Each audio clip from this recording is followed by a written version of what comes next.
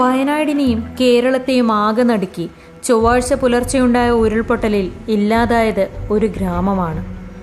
ഇരുനില വീടുകൾ ഉൾപ്പെടെ നിരവധി വീടുകൾ പൂർണ്ണമായും മണ്ണിനടിയിലായി. അതിനുള്ളിൽ എത്ര ജീവനുകളുണ്ടെന്ന് ഇനിയും അറിയില്ല. കുട്ടികളുടെ ചെരുപ്പും ബാഗും ചിതറിക്കിടക്കുന്നത് കാണാം.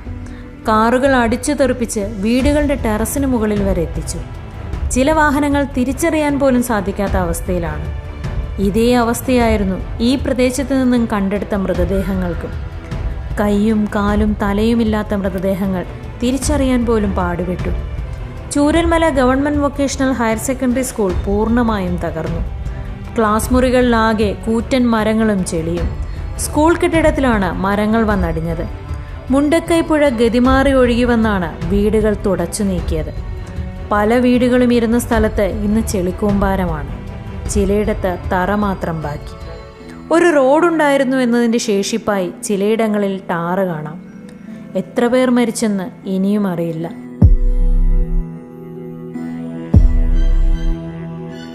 മൃതദേഹങ്ങൾ ഉണ്ടെന്ന് കരുതുന്ന സ്ഥലത്ത് മണ്ണുമാന്തി യന്ത്രം ഉപയോഗിച്ച് പരിശോധന നടത്തുന്നുണ്ട്. ചൂരൽമല പാലം ഒലിച്ചുപോയതോടെ പുഴ കടക്കാൻ സാധിക്കാത്ത അവസ്ഥയായി. കയർ കെട്ടി തൂങ്ങിയാണ് രക്ഷാപ്രവർത്തകർ അക്കരെ ഇക്കരെ കടക്കുന്നത്. പരുക്കേറ്റവരെ സ്ട്രെച്ചറിൽ കിടത്തി കെട്ടിയാണ് കൊണ്ടുവരുന്നത്.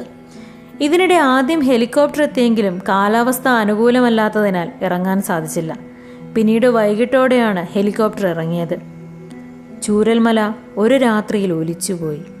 പുനർനിർമ്മിക്കാൻ സാധിക്കാത്ത വിധം ഒരു ദേശം ഇല്ലാതായി.